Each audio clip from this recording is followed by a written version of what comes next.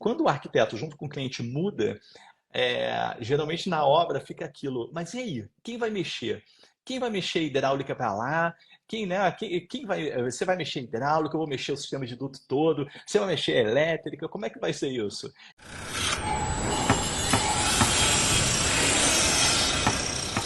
Bom, boa noite, pessoal. Para quem está Uhum. chegando agora e não me conhece, meu nome é André Cardoso. Sou engenheiro civil, né? Eu ensino os engenheiros a terem obras autogerenciáveis dentro do prazo e custo. E eu estou começando com esse novo bloco, que é a parte de papo com especialistas. Então, a minha ideia é trazer diversas pessoas que atuam especificamente num serviço, num ramo da engenharia civil, né? Mais voltado na parte de reformas residenciais e comerciais, tanto para casa quanto apartamento. E o intuito realmente é trazer uma clareza, né, do que as pessoas têm dificuldade, né, o que a gente encontra em diversas obras aí, principalmente trazendo especialistas que vivem aí obras e empresas diversos, engenheiros, tipos de engenheiros também, a forma de lidar, a forma de tratar.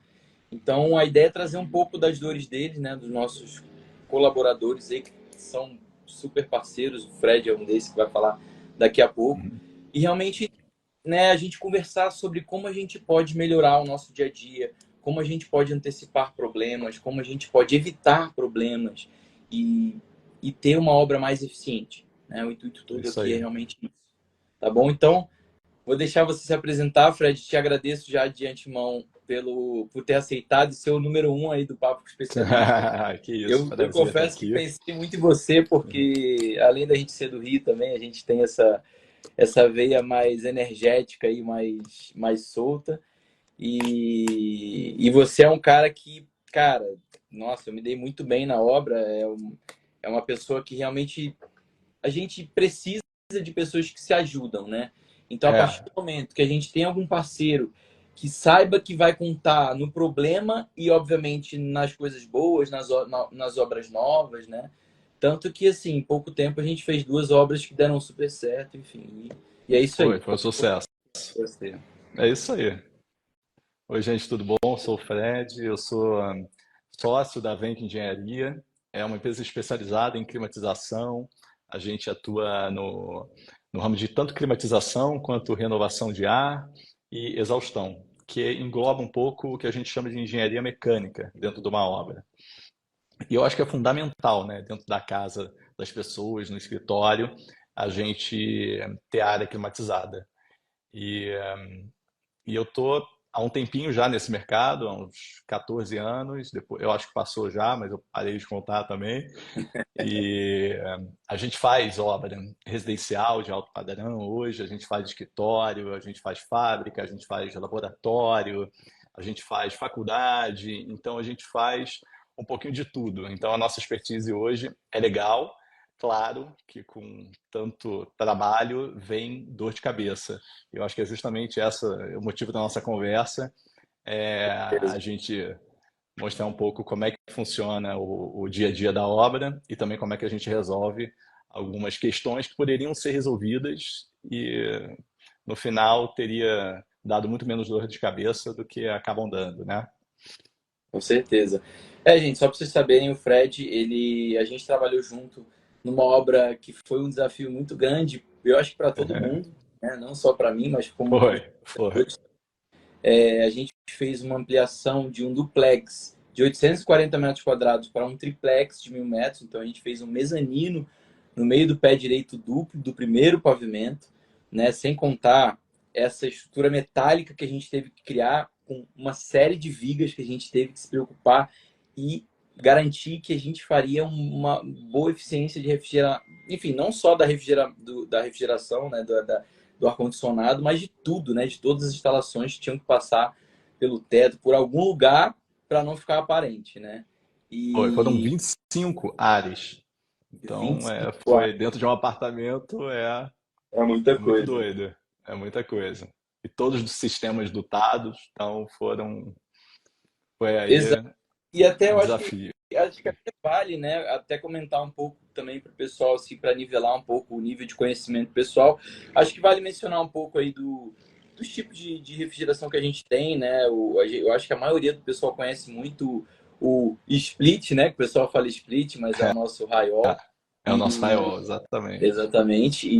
Enfim, eu acho que seria legal você falar um pouquinho aí para a gente poder entrar nesses detalhes, principalmente porque no nosso triplex teve praticamente tudo ali, né? Eu acho Foi, que só não teve cassete, mas foi bastante coisa. teve bastante coisa Foi. ali. Eu acho que assim, o ar-condicionado tem dois grandes tipos de ares, que a gente pode chamar assim. Eu vou falar de uma forma leiga, que é assim, a gente tem um ar-condicionado que funciona à base de água gelada e o ar-condicionado que funciona, a família de ar-condicionado que funciona à base de gás. Isso é a forma mais leiga de explicar. Eu vou deixar a água gelada um pouquinho de lado, que a água gelada impacta muito mais fábrica, shopping, do que a área residencial, é, corporativa, um pouco dos dois. Mas eu vou falar do Eu, gás, que é um pouco mais eu comum. fiz até uma sala comercial no Rio, na época, que tinha exatamente uma coluna de água fria, de água refrigerada exatamente para o ar-condicionado. E era uma questão mesmo diferente, assim, tinha algumas É bem preocupações. diferente. É. A gente faz bastante, mas não é tão Uhum. conhecido, né? Mas então, dentro do ar-condicionado, que eu vou falar que é esse sistema a gás, a gente tem o sistema um para um, que é uma evaporadora, que é a unidade interna que fica dentro de casa, e uma condensadora, que é a unidade externa que fica fora de casa. É o ar-condicionado mais comum que a gente conhece. Ele tem duas tubulações de cobre ligando a unidade interna até a externa. Então, essa tubulação de gás, ela liga, ela tem um fluxo, né, uma direção, onde ela sai e ela vai até a evaporadora, volta para a condensadora e ela fica fazendo esse caminho ao longo da refrigeração todo, Uhum. que é assim que funciona a troca de calor. Eu não vou entrar em muitos detalhes, mas esse é o split um para um que a gente chama. Dentro dos ares, dos splits um para um, a gente tem vários modelos. O modelo dutado, que é aquele que fica em cima do forro, a gente não está vendo, mas geralmente a gente vê um difusor ou uma grelha. E o nome dele é dutado porque ele tem um sistema de duto que precisa ser ligado nele para ele poder propagar esse ar gelado para dentro do ambiente. Uhum. Né? Mas todo esse sistema é sob forro. A gente tem o ar cassete, que é aquele ar quadrado que a gente vê muito em restaurante, que é um ar-condicionado que você olha para cima, tem aquele objeto que parece um disco voador, mas não é. Ele está gelando o ambiente. Sim. É, e uma tecnologia nova que a gente trabalha muito aqui, principalmente em São Paulo, né? Bastante, mais do que o Rio de Janeiro, que a gente trabalhava lá, né, André? Uhum. É o sistema VRV-VRF, que ele, na verdade, é um sistema split com esteroides. É isso que ele é. Ele é uma unidade condensadora que alimentam várias unidades internas evaporadoras. Fora isso, fora você economizar espaço, né, com esse sistema, que você só tem uma unidade externa que alimentam várias internas, você tem a capacidade de escolher os modelos internos, que são as evaporadoras. Aí você pode colocar o modelo split high wall, você pode colocar o modelo cassete numa outra sala, numa sala de almoço você quer um sistema dotado. Então ele permite que você faça uma bagunça absurda. Você pode ter a imaginação que você tiver, que o arquiteto tiver, você vai conseguir alocar esse sistema dentro do ambiente. Se o arquiteto gosta de o sistema cassete, você tem como encaixar ele num sistema VRV. Se ele gosta de um sistema high-wall, você também tem como. Então, assim, ele criou um mundo de possibilidades, que para a gente é muito bom. E uma coisa também que eu acho que é um ponto importante levantar, né, é que exatamente isso que você falou, o fato dele ter essas possibilidades, tem essa questão da distância, né, que entre a condensadora e a evaporadora, que ela te permite, né, o VRV te permite ter uma maior possibilidade Muito diferente do maior. para um, né, Muito que tem um limite maior. de distância muito menor, né? Exatamente. O split um para um que a gente conhece, ele tem um limite de distância, que é onde esse cobre pode interligar a unidade interna da externa, que geralmente são 15 metros para equipamentos pequenos e 20, 25 metros para equipamentos maiores. Só que continua sendo muito pouco. Por exemplo, você está fazendo Se a É, gente tem um pé de 3 metros, a gente já perde 3 metros ali só de exatamente, fazer de outra. desnível. Agora, você pensa, por exemplo, não precisa nem, vamos um pouco mais longe, sair de uma casa e ir para um hotel. O hotel, ele tem um quarto no primeiro andar e um quarto no 25º. Uhum. Você não consegue climatizar um ambiente colocando uma unidade condensadora do lado de fora de cada quarto. Muitas vezes nem é permitido, né, pela regra do condomínio. Com Então, o que certeza. que a gente tem que fazer? A gente tem que... É muito feio, né? Fica aquele pombal. Então, o que que a gente faz? A gente escolhe o sistema VRV porque ele tem essas possibilidades. A gente consegue alocar as condensadoras, uma condensadora, no caso, no terraço, e alimentar desde o primeiro andar até o 25º, certo? Então, assim, ele tem uma possibilidade de alcançar mais de 50 metros de distância, mais de 100 metros, depende das capacidades e de quantos módulos você coloca. Então, ele entrou para facilitar a nossa vida, bastante. E questão de gasto energético, assim, você acha que é muito mais econômico você ter essa máquina, essa uma máquina que faz toda a ligação de todos os aparelhos, todos os equipamentos, né, da casa, ou tendo um a um seria mais econômico? Não, o equipamento mais econômico que a gente tem hoje, é, utilizando gás, é esse, é o sistema VRV. O split 1 para 1, ele pode ter tecnologia inverter, que é aquela tecnologia onde o compressor... A gente que é do Rio de Janeiro, a gente sabe muito disso. A gente ligava aquele nosso ar de janela e ele fazia assim, boom, né? E depois ele parava.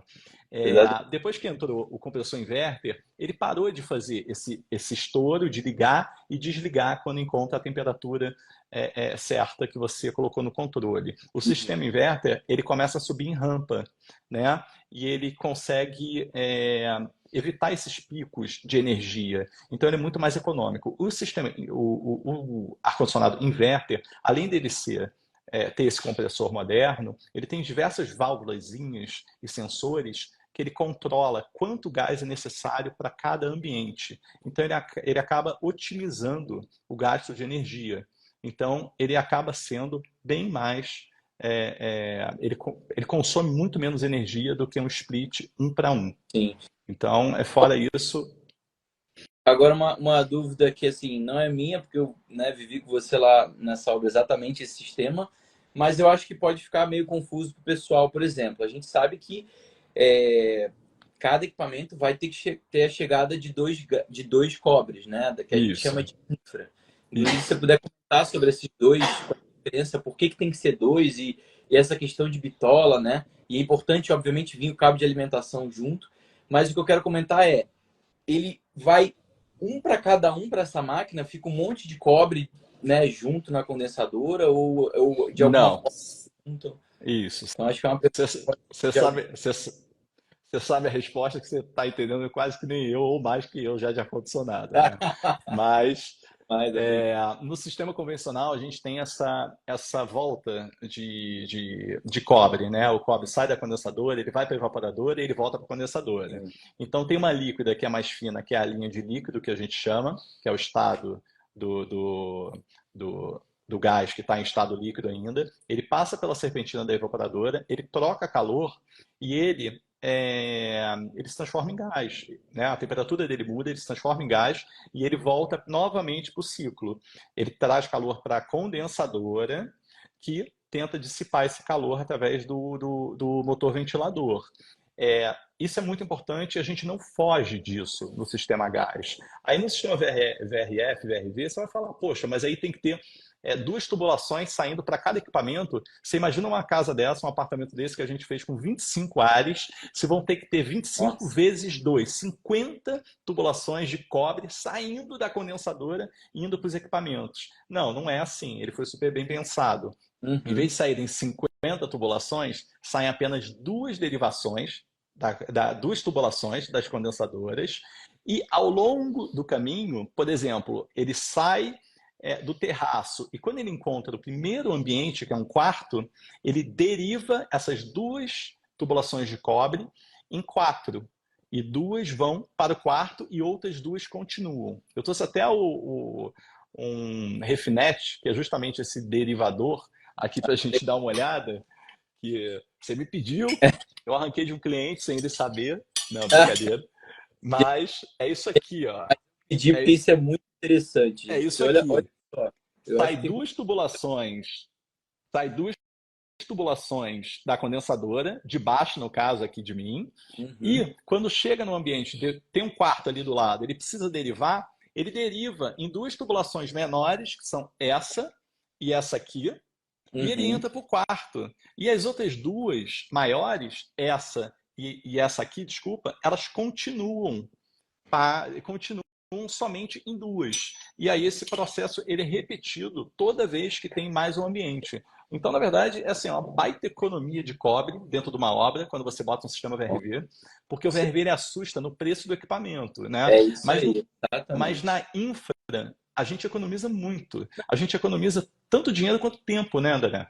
Dinheiro, tempo, e assim, eu acho que hoje o maior problema, principalmente quando a gente está falando de obra, e eu digo isso para os engenheiros e para os clientes também.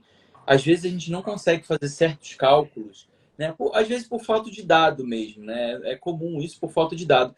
Mas às vezes a gente não consegue entender que se eu gastar 20% a mais na minha conta de luz, se eu tivesse 25 condensadoras, né? Cara, isso há um ano eu vou ter gastado muito mais. Eu vou ter, às vezes, pagado o VRV e não vou ter. E vou É, continuar com prejuízo. Então, exatamente. esse tipo de raciocínio que eu quero tentar trazer para as pessoas, porque quando a gente fala de obras eficientes, às vezes a gente tem que sair um pouco da caixinha e tem que pensar um pouco dessa forma. Como é que a gente pode É, realmente. Será que isso é caro de fato? Será que faz sentido? Não faz? Porque quando a gente fala de Lean Construction, para quem está chegando agora, é uma forma de industrialização na construção civil. Né? E a gente sabe que a industrialização é um pouco mais cara hoje em dia, por ter pouca procura, às vezes pouco conhecimento, e assusta no preço. Só que a gente consegue fazer as coisas mais rápido, com menos erro, né? Então, pensa comigo, a quantidade, ou seja, você sabe que o cobre é um elemento que ele não é tão rígido, né? Por mais que ele seja rígido, ele tem a facilidade de de amassar. e uma vez que ele amassa, é um problema sério. E para você encontrar isso é muito difícil. Então, quanto menos você tiver, melhor. Quanto menos Ó, é. problema você né, procurar para você, é melhor, né? Então, E quanto menos interferência no teto, também é melhor, né? Porque isso aí é um exatamente. pepino enorme que a gente tem, né? Que é É, compatibilização junto com elétrica, com luminotécnico, que isso aí acaba com a gente no exatamente. começo, no meio e no fim da obra, né?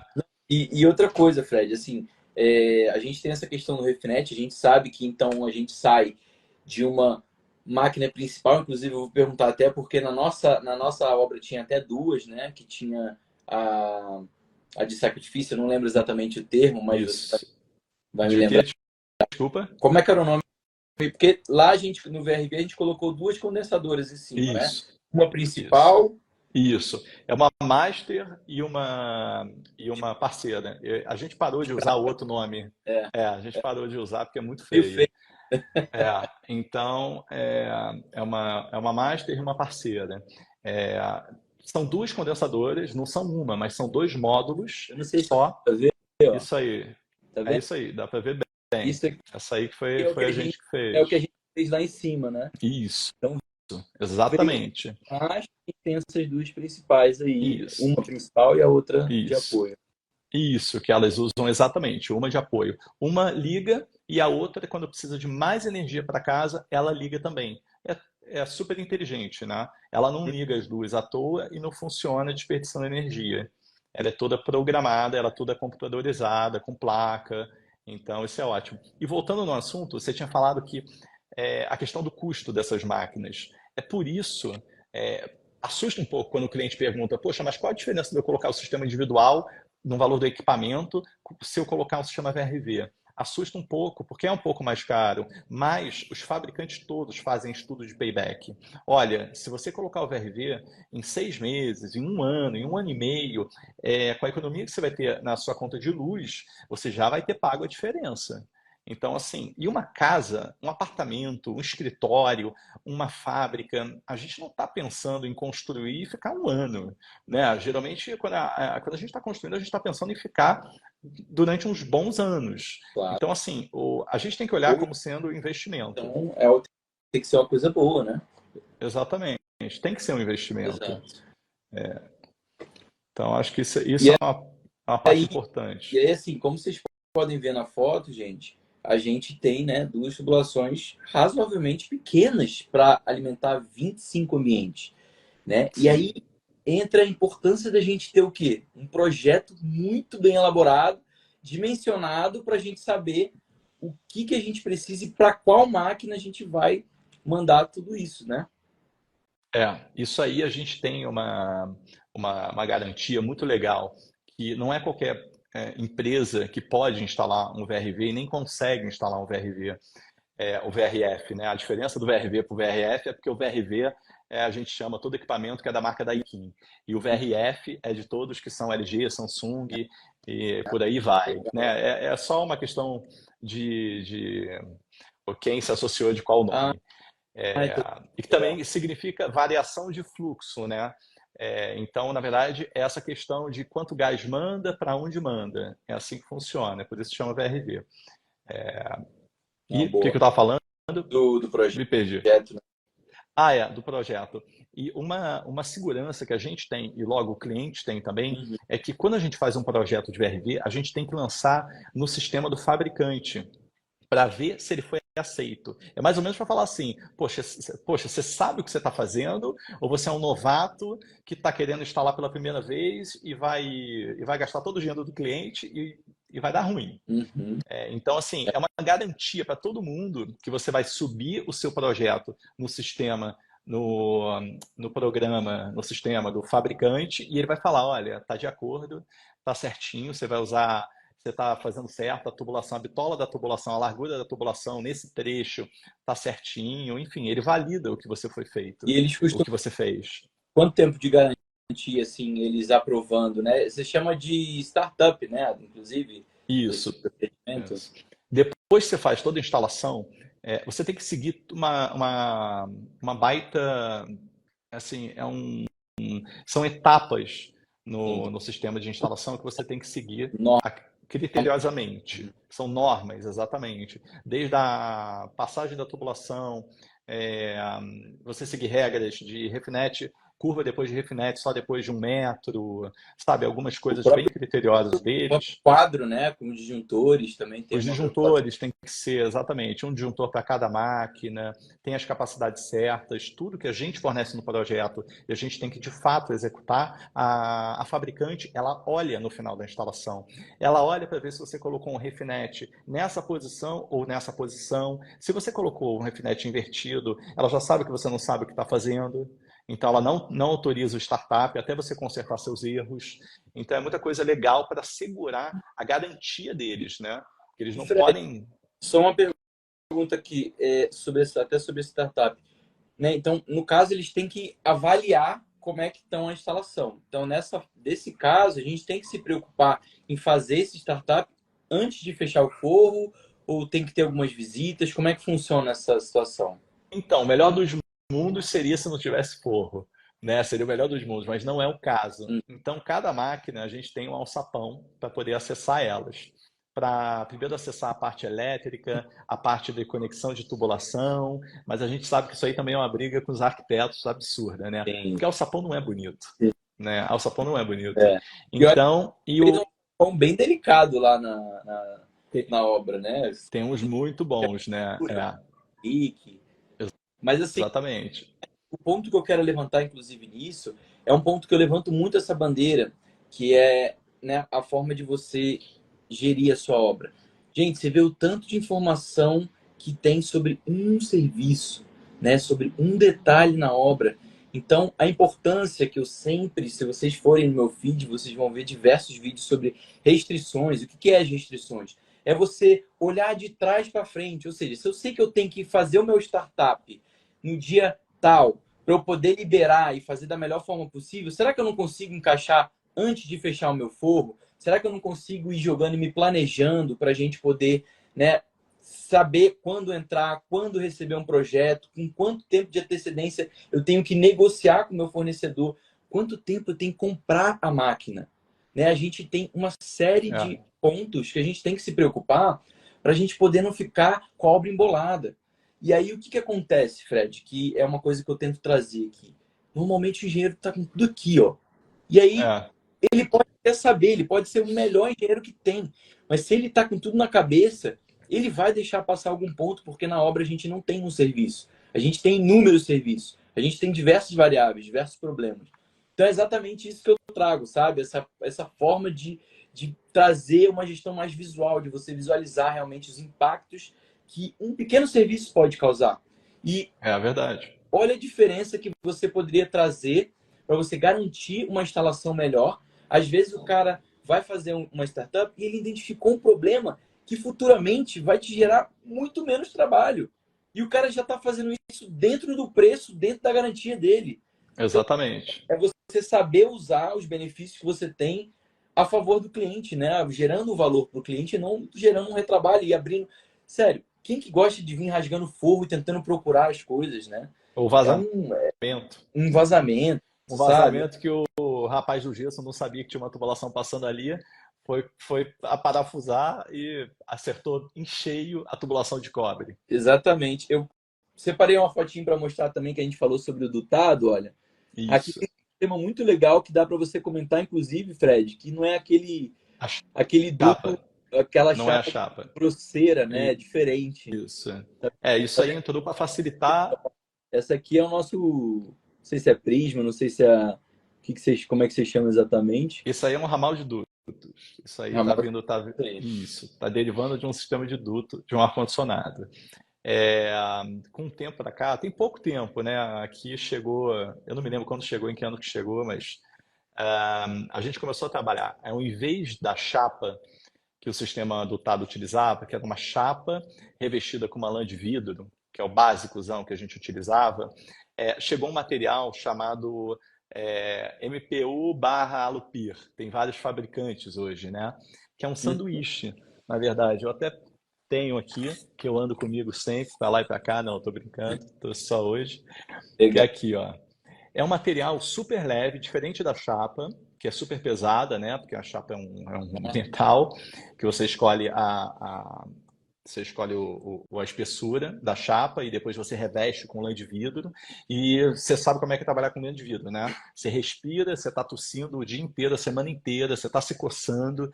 Então, esse material, quando a gente precisa fazer uma obra rápida e que tem muita interferência e que a gente precisa fazer as mudanças no local, a gente escolhe fazer com ele, que a gente consegue fabricar ele no local, com as ferramentas certas, óbvio, com o conhecimento certo.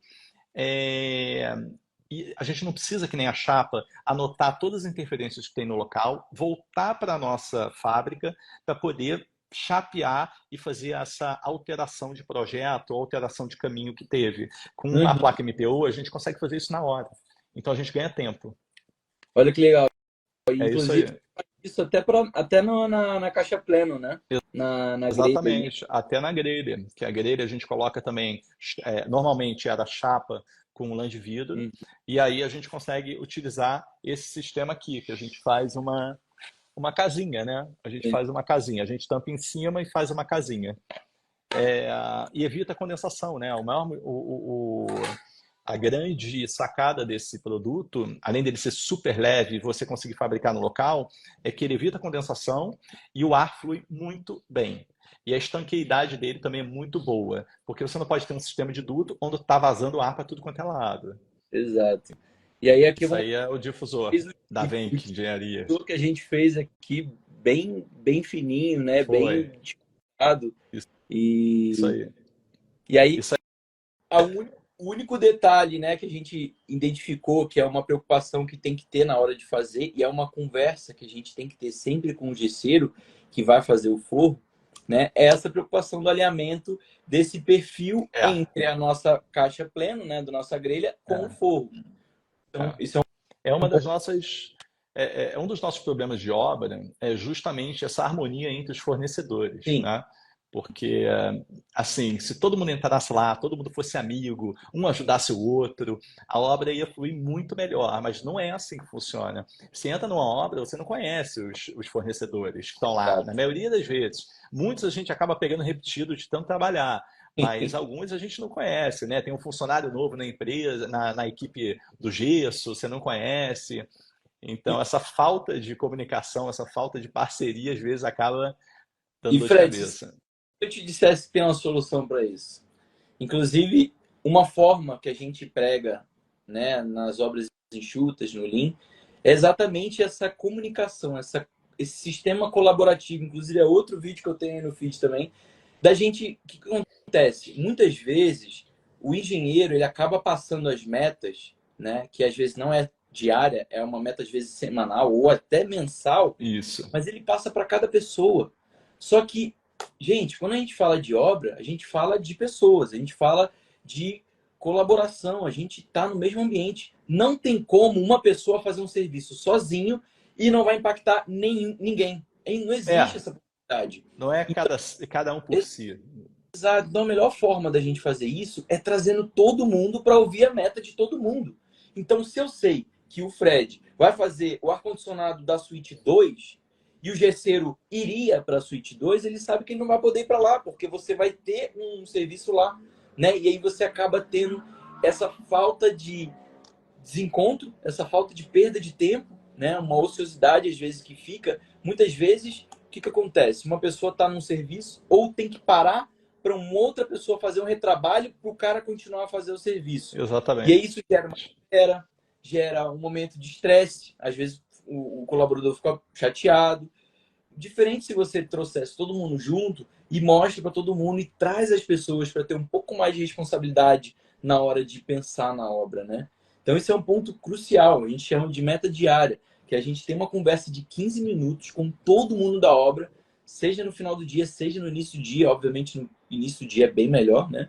E você solta os serviços para eles. E todo mundo fica por dentro e você evita que tenha esse trombamento, e aí as pessoas começam a se ajudar, sabe? Tipo, nas obras que eu vejo, muitas vezes acontece, eu tô fazendo o forro lá e tem um conduíte para fora que tá atrapalhando. Aí já sabe, o cara já vai resolver, né? Não fica uma coisa que fica só nas costas do engenheiro.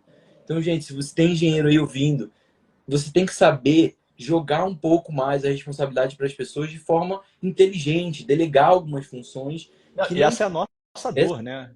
É a dor do exatamente. fornecedor. E é engraçado você falar isso, porque quando você mandou aquela pequena pauta para a gente discutir, Uhum. eu anotei justamente isso. Eu anotei que os fornecedores tinham que conversar entre eles, porque isso quase nunca acontece. Você sabe disso. É o que a gente Exato. fazia trabalhando junto lá, era puxar o rapaz da elétrica, puxar o cara da hidráulica e falar, gente, não vamos ter confusão, a gente está passando por aqui, vocês passam por aqui e você é o terceiro por ali. Vamos fazer dessa forma? E na maioria das obras, a gente não vê isso. E aí, por exemplo, hoje eu fui visitar algumas obras.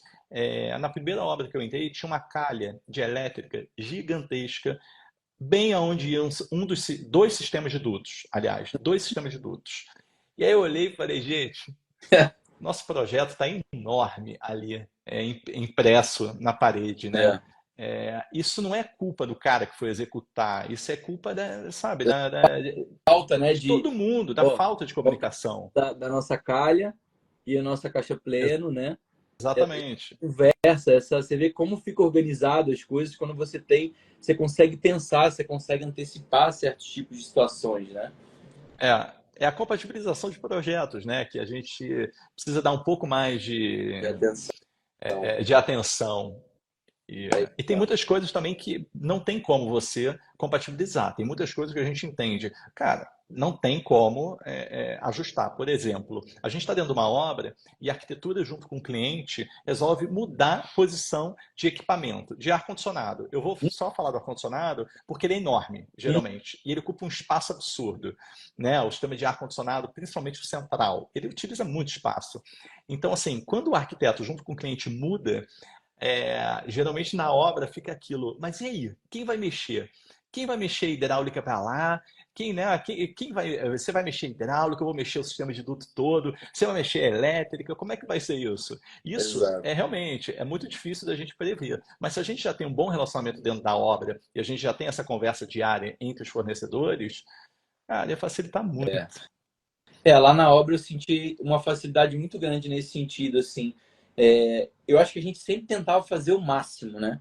Existiam situações que não tinham como. Inclusive, um ponto legal de levantar, que eu lembro que foi alguns problemas desse que a arquitetura queria mudar muito as posições de máquina.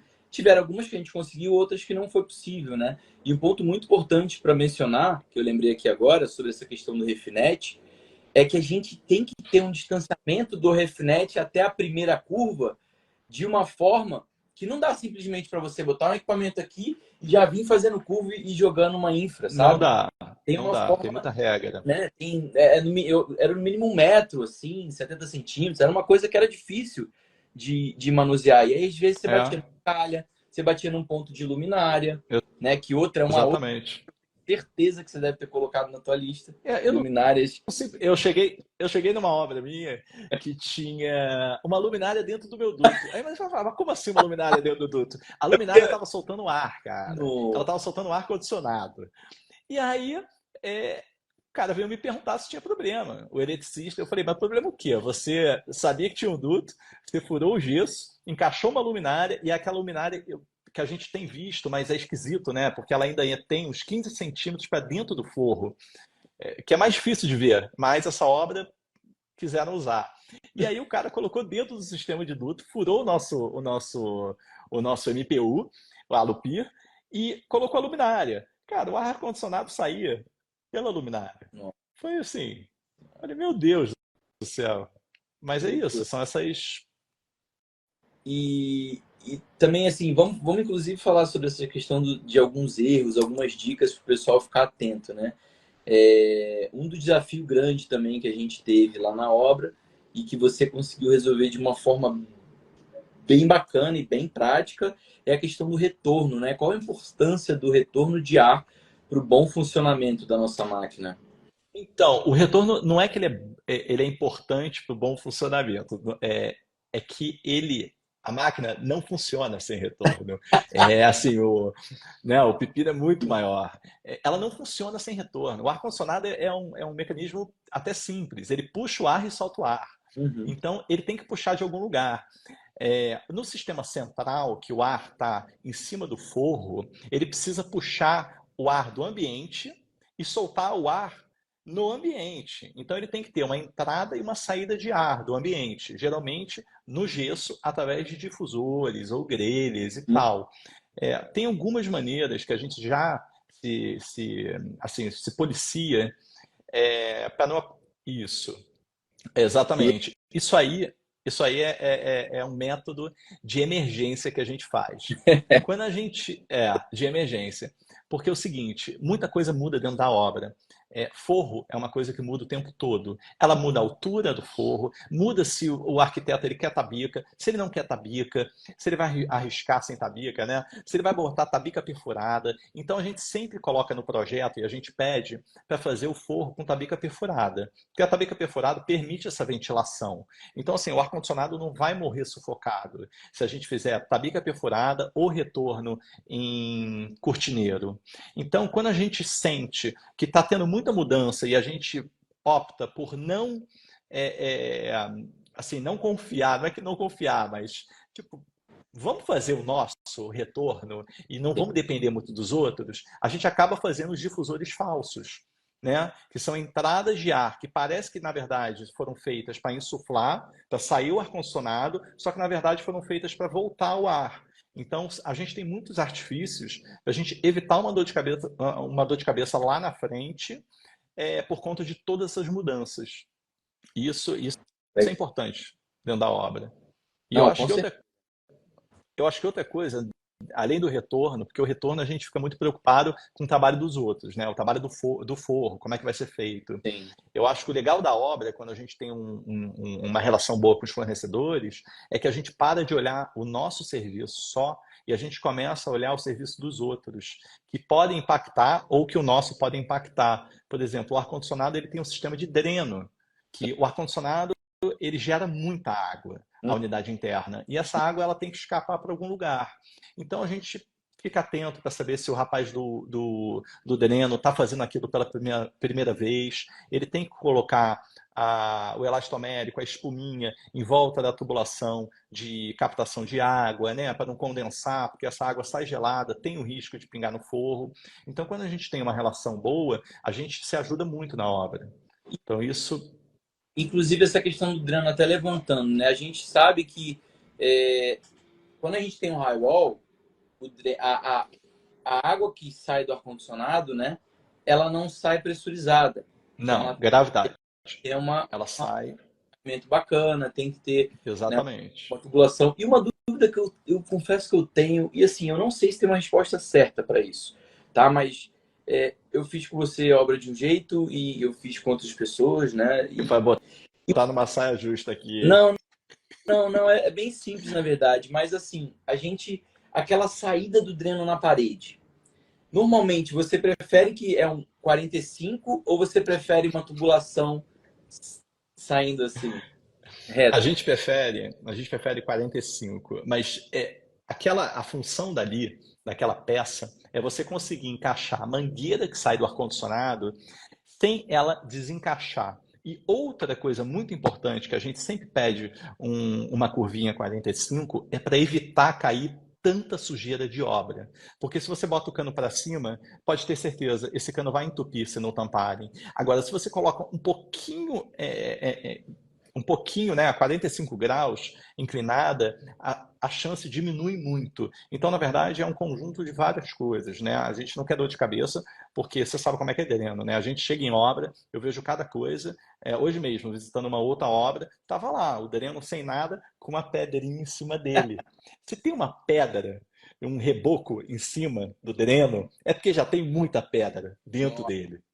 Então, assim, e esse é o tipo de problema que a gente só vai ver quando a gente entrega a casa, exato. entrega o apartamento, entrega o corporativo, né? Então, isso é algo que a gente tem que se ajudar. A gente vê na hora, eu vi e falei, olha, vamos refazer tudo, porque isso aí tá comprometido, vamos tentar refazer.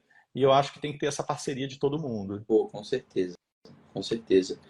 E tem alguma bitola do dreno que você indica melhor, que você acha que é um assim, cara, não dá problema com certeza, obviamente se não tiver entupido, né?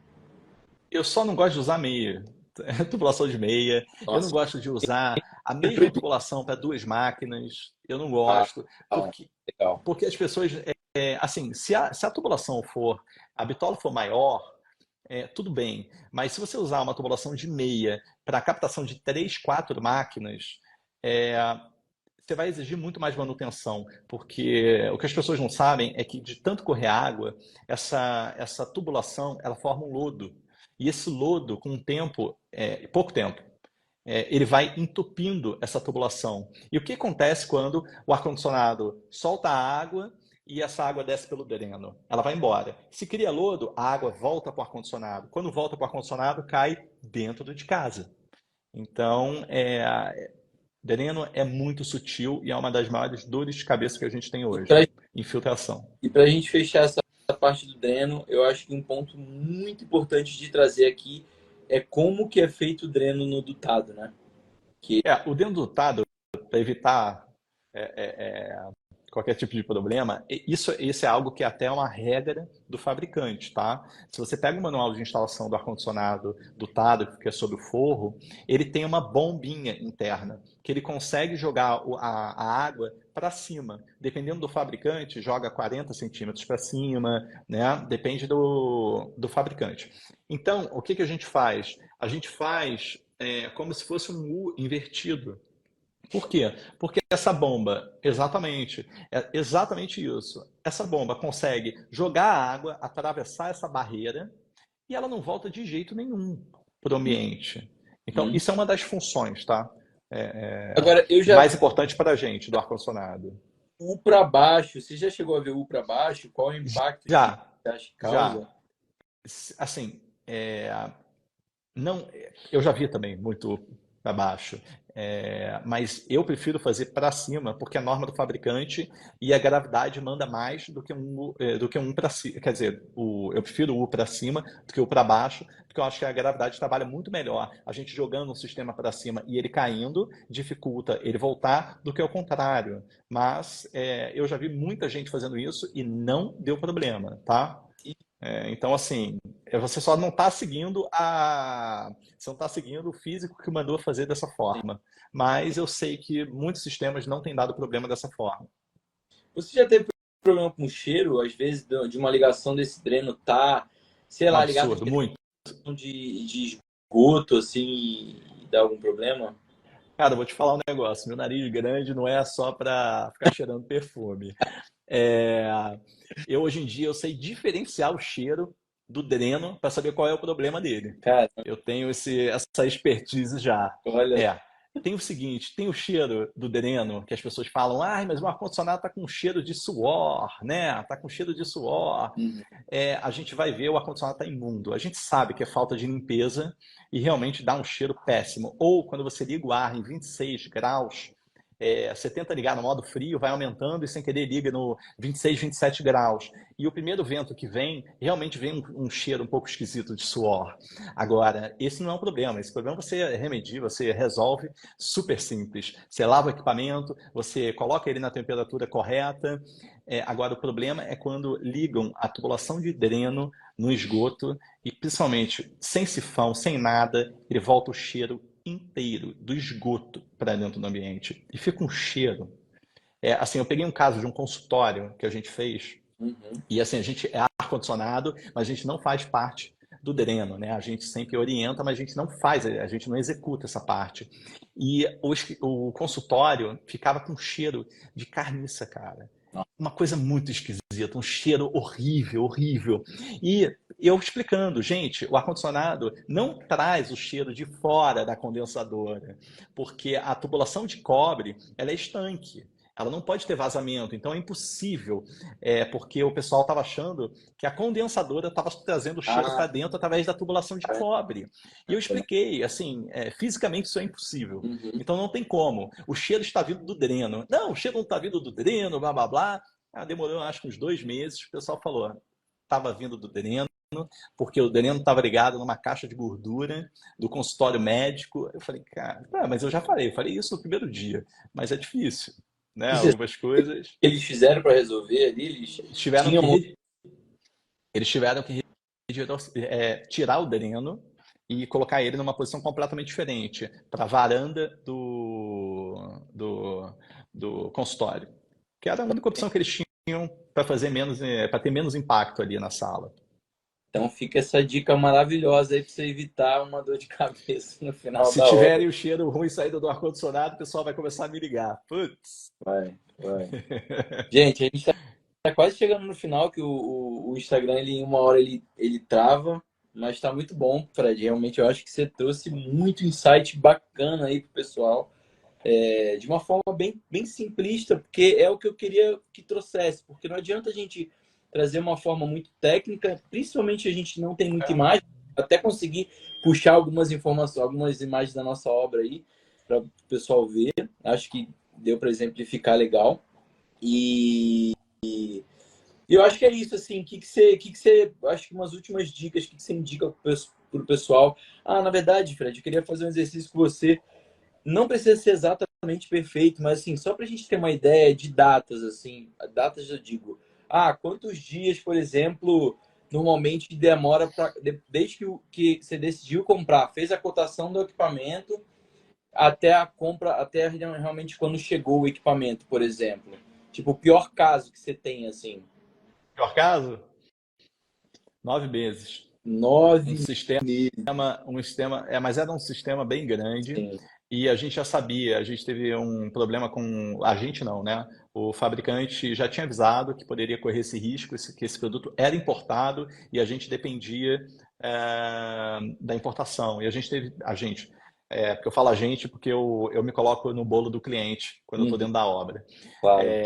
O equipamento atrasou por conta do navio, que teve problema, teve que voltar, e aí teve, enfim, foram diversos problemas. Não atrasou a obra, por incrível que pareça, Ah, tá? legal. Porque a gente conseguiu finalizar toda a parte de infra, tubulação de cobre, elétrica, o pessoal da elétrica terminou, a hidráulica terminou, e deu tempo de chegar o equipamento e a gente só fazer os últimos acoplamentos. Então, graças a Deus, não deu. Mas foi um caso à parte.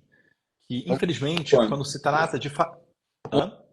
Normalmente você diria que é quanto, assim, que demora a chegar a essas... 10 dias. Ah, é rapidinho até. Rapidíssimo, porque hoje em dia, como a gente, cara, nós somos grandes consumidores de ar-condicionado, então assim, a gente tem muito estoque, por mais que grande parte do nosso estoque seja importado, a importação já traz para cá, e aí quando a gente pede um sistema complexo, um VRV de 50, 70 máquinas, o que for, ou um VRV de 4 máquinas internas, geralmente tem estoque, o que Uhum. é maravilha. E quando não tem estoque, uma importação normal está demorando 3 meses. Você sabe que uma obra residencial não é nada demais. Somente uma obra corporativa ou uma obra mais rápida, uma faculdade, por exemplo, que a gente não tem esse tempo todo. E aí a gente procura meios para poder conseguir conciliar a obra com a chegada dos equipamentos. Agora, tanto os equipamentos no local e você precisando, putz, atacar, eu vou te falar, em 2 semanas, se você que estiver disposto a adiantar o valor da obra para a nossa empresa, em 2 semanas a gente termina uma obra de 20, 25 máquinas. Assim, tranquilamente, de É, VRV. lembro, eu, Mas eu lembro que isso foi tem um muito custo. rápido, realmente. Ainda mais que eu vi o pessoal montando os dutos na minha frente, né?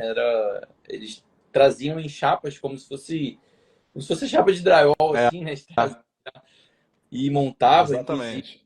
faziam até as angulações que tinham que fazer, faziam as aberturas para os flexíveis. Então, cara, muito legal, Fred. Te agradeço muito aí você ter passado Pô, foi um esse prazer. ensinamento para gente.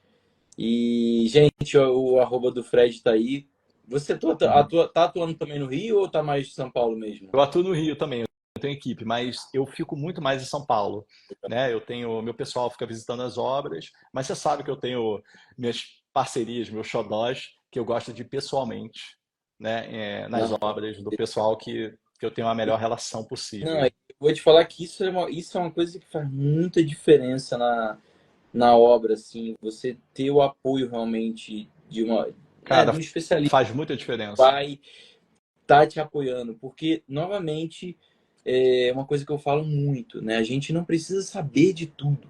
A gente tem que saber fazer as perguntas certas no momento certo para a gente poder evitar certo tipo de problema. É, Então, se a gente tem uma comunicação boa com o arquiteto, com o fornecedor, com o próprio cliente, né? Você nivelar a expectativa do seu cliente, você colocar ele a par do que está acontecendo, por mais chateado que ele fique no começo, é, depois vai ser uma dor de cabeça muito menor se você tivesse omitido alguma coisa e gerasse exatamente.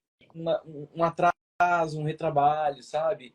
Então, gente, fica essa mensagem para vocês, assim, tragam os fornecedores para vocês, para jogar junto, para trabalhar junto, porque São seus aliados, né? não se faz obra sozinho, assim, todo mundo tem que jogar junto, tem que dividir as dificuldades e se ajudar nesse sentido, porque a obra fica mais leve e um ponto muito importante, né? A gente passa meses e meses nas obras, né? Anos. Fiquei 2 anos. Alguma tem anos. Então, nada mais justo do que a gente ter uma relação boa, né? Não só essa relação de parceria, mas uma relação profissional de entender o lado do fornecedor, né? De poder. Uma coisa que eu falo muito, que é, cara, você precisa dar condição de trabalho para o seu fornecedor, né? Você precisa liberar o seu campo. Você não pode só cobrar um prazo, cobrar alguma coisa se você não está dando a condição suficiente para ele, né? E é um É ponto que a condição de tudo, condição de abrir espaço para ele poder trabalhar, condição financeira, que é muito importante quando a gente organiza um financeiro de uma obra e a gente sabe o planejamento que a gente tem, vamos receber nessa data, né, como fornecedor, gente... a gente tem que entrar nessa data, então é tudo muito importante. Cara, e não tem nada mais gostoso do que você entrar numa obra com uma equipe nova e todo mundo começar a fazer brincadeira, porque já se conhece de outra obra e sabe que aquilo vai ser harmonioso, né? Que Exato, todo mundo vai trabalhar em conjunto. exatamente, Isso é uma vantagem, né? totalmente. Nossa, totalmente. E realmente lá na obra foi um clima mais assim. Apesar do Jackson, que é um cara acelerado, botava todo mundo para correr. Botava. O Jackson, para quem não sabe, trabalha comigo. Ligado no 380 Cara, volts. 380, nunca vi, cara. Um O cara. cara é bom. E ele é rápido, viu? Meu Deus do Ele é céu. rápido. Ele é rápido. Equipe de duto também é muito É, boa, muito rápida as equipes que eu tenho. São boas.